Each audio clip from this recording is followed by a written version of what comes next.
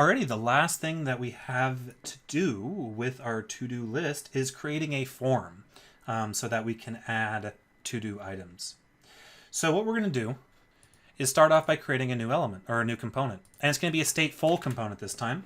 And the reason for that is we're going to need a reference to the HTML elements that are made. So in this video, I'm going to show you guys how to actually reach in and modify the HTML elements that React creates for you. You can't do that with a stateless component. So I'm going to say class to-do form extends react.component. Then I'm going to create a constructor. Remember, taken props, always taken props. I'm not going to do anything in the constructor quite yet. Then I'm going to do the render function. Now, the render function is going to return a form. So we'll do form on submit will simply be this underscore on submit, which is a function we haven't created yet, but we will. With an input type equals text. And actually, I'm going to leave that there for now. And then a button add to do. And then let's create our on submit function, which is going to take in an E for an event. Now, we created the on submit function, so always remember, I know I'm jumping around just a little bit, but bear with me. This is the kind of order I do things with. If I know I need a constructor, I'll create the constructor first. Then I will create the render method and pass in functions that might not be created yet. Then I'll create the functions, and then I will bind them, and then I'll implement the functions. So it's kind of jumping up and down just a little bit, but it's kind of the order that I think of things in. And it's always good to get in the habit of binding your functions as soon as possible. Okay, so on submit, what we're going to do is I'm going to say e.prevent default. That'll prevent the form from actually submitting to the browser, which could change navigation. We don't want that. So then what I'm going to do is, at this point, we do have a reference to the input. Well, we don't have a reference to the input at all. What we need to do is we need to signal to whoever created this to-do form that we need to create a to-do item. But how do we get the text out of this input? Well, there's actually there's two ways to do it, but one is no longer recommended, and that is to say something like ref equals blah, right? And I don't even know if that's still supported in the latest version of React, but I know it's on its way out. The proper way to receive a reference to the actual node, the actual DOM element, is to use the ref property, but what we pass in is a closure. And the closure is going to be a function that's invoked for this particular element, whenever this element is created or changed. So I can say input goes into this.todo text equals input. And so what this closure is going to do is when it's invoked with the actual physical DOM element by React, I'm going to capture it into a local property. And this is going to happen during render, which means that I will have access to this property after the rendering happens on the first run, so I don't have to worry about the to-do text property not being set. It's going to almost always be set.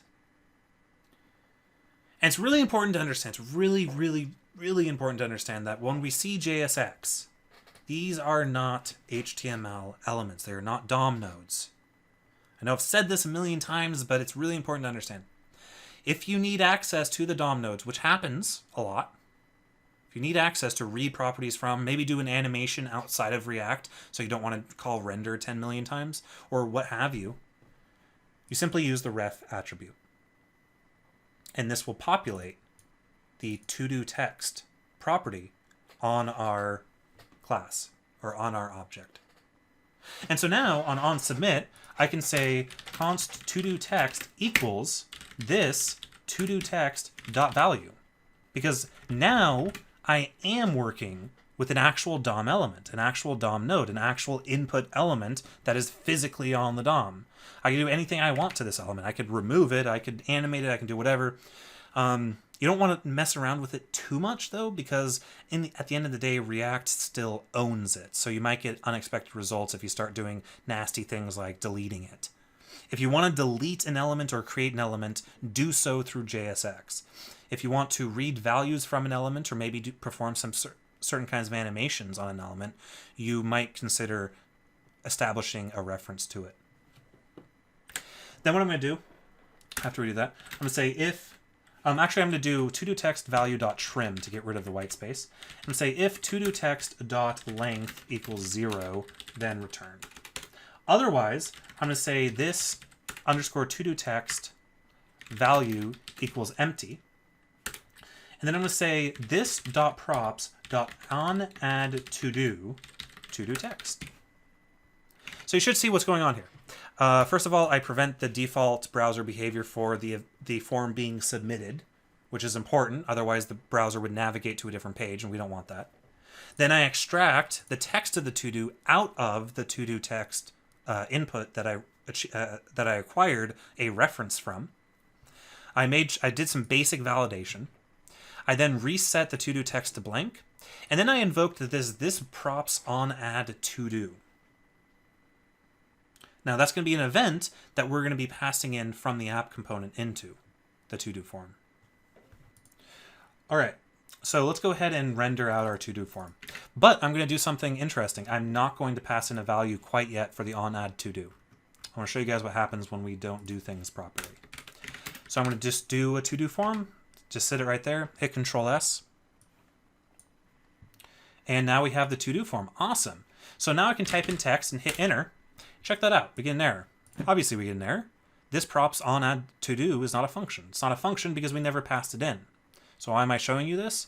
Well, this is something that might happen a lot where you forget a required function. So a lot of components will code defensively. They might do something like if this props on add to do, then invoke the function, otherwise don't. Another way we can code defensively is by using what are called prop types. And you can read all about prop types in the documentation. I'm not going to go over all of them. But basically what prop types do is they allow us to specify required values or optional values in their type so that React will warn us if we misuse a component. So let's check that out. On the to-do form, underneath the to-do form, after I declare it, I'm going to say to-do form.prop types equals object. And I'm going to say on add to do colon, and I'm going to say react.proptypes.func.isRequired. All right. So now if I save this out, we should get a very different error. We do. Well, we get a warning. Failed prop type, required prop on add to do was not specified in to do form. And there we go. So that's very simple property validation. I just included that just because you can sometimes author this component and it all makes sense in your head that, of course, they're going to supply this and that and this. And then somebody or you yourself 6 months later use your component and you're wondering why you're getting a bunch of errors and you realize, oh, I had assumed that this property needed to be added, but it wasn't. Generally speaking, in a production environment, we might break this rule a little bit in the project in the course later, but generally speaking, you should either code defensively so that the absence of a property doesn't break your component, or you should specify on the prop types that you need to specify these properties. But anyway, with that out of the way, let's jump down into our code. Let's go ahead and create our function first. And it's going to be it's going to be called underscore add to do, and it's going to take in text. Now again, before I flesh this function out, I am going to come up here and say this add to do equals this add to do bind this. Then on my render function, I'm going to say on add to do equals this add to do. How about let's keep the on prefix. There we go.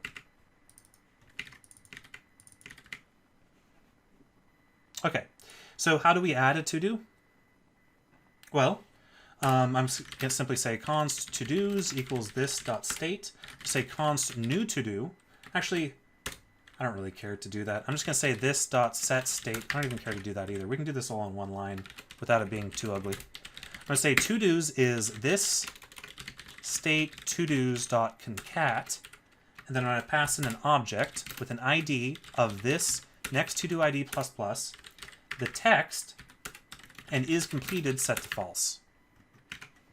So all we're doing is we're creating a new array that's going to add a new item, this item, to it, and we're going to set the state to that new array, or the to-do property on that new array. And now if I come back here and say, hey, whoa, things, we see that our to-do list is functional.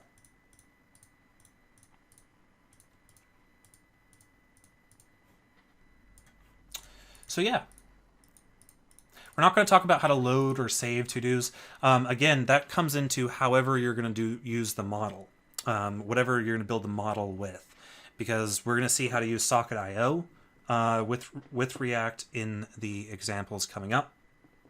Generally speaking, though, obviously you could put like some sort of XHR request inside of the constructor of app component if you wanted to. You could have an external service that does that for you. onAddToDo could optimistically add the to-do to the interface and then shoot off a network request, and then if it fails, removes the added to-do or something like that. Right? There's a million ways you can do back-end coding stuff, back-end model stuff with React. You're not limited to anything because React doesn't provide a model. You can do it as vanilla as you want. You can use a library like Redux or Flux or whatever to accomplish your back-end needs. The last thing I want to do is when this page loads, I want to automatically focus on this add to-do form.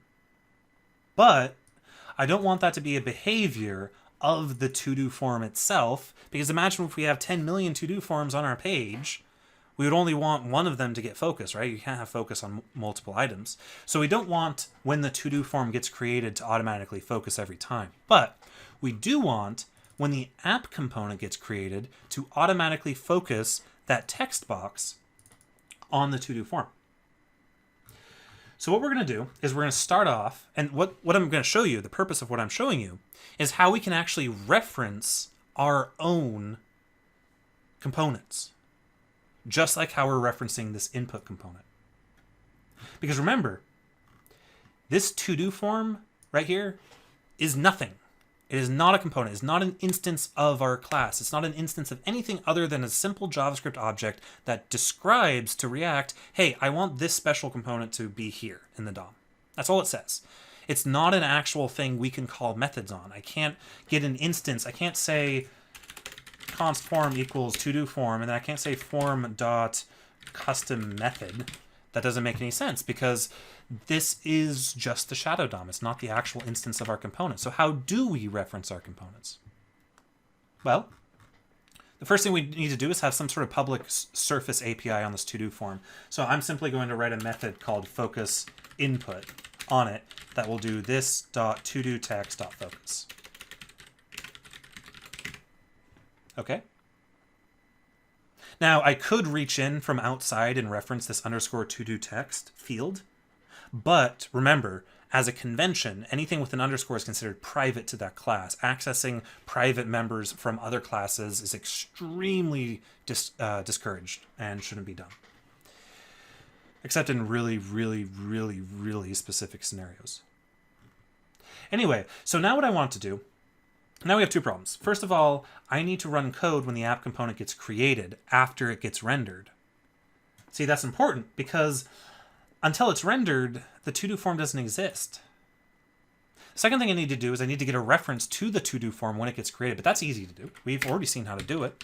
I'm going to say key equals form goes into this to-do form equals form.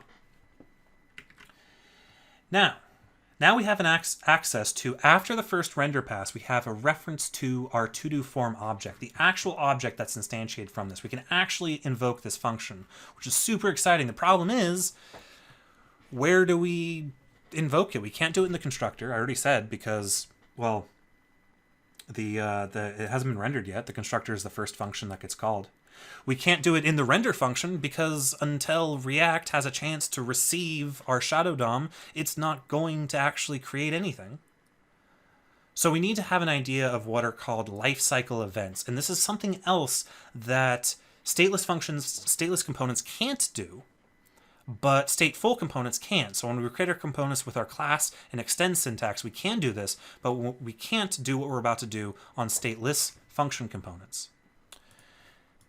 So what we're going to do is respond to an event, and you can read all about it in the component specs and lifecycle. So a lot of this you can ignore because it talks about the React create class syntax, which we don't care about. But what we do care about is this, the lifecycle method. So again, you can get to this page by going to the React documentation, going down to reference component specs and lifecycle. And you can read about the lifecycle methods. Component will mount, did mount, will receive props, component update, will update, did update, and will unmount. They're all very straightforward in their naming. So will mount, for example, happens before the initial rendering. Did mount happens after the rendering, which really sounds like that's the method that we want. So you can read all about these. If you have a lifecycle issue, if you want to invoke something during the lifecycle of a component, when it gets mounted, when it gets unmounted, so on, or when it gets updated, check this documentation out.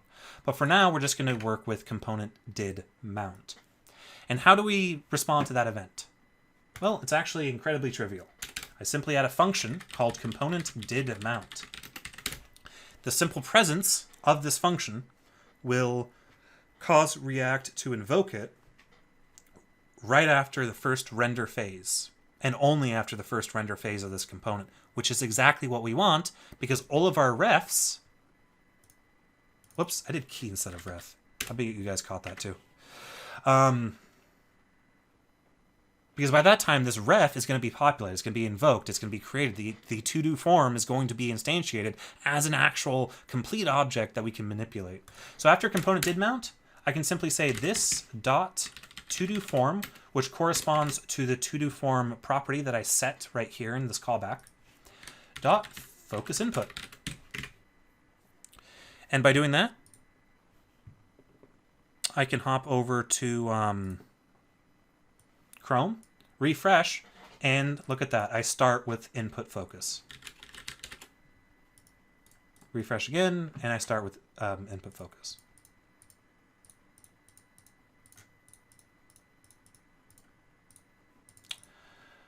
Alrighty, so that is our to-do application. I'll scroll through the code one more time for you guys. Just some of it might look a little intimidating because of using expressions instead of control structures like that, but you can definitely go overboard with using too many expressions and single liners in code, especially JavaScript, especially in JSX. But finding a right balance between succinctness and readability is I think, a very important thing to do. But with that, I think we're done with the to-do application. And we'll see you guys in the next video.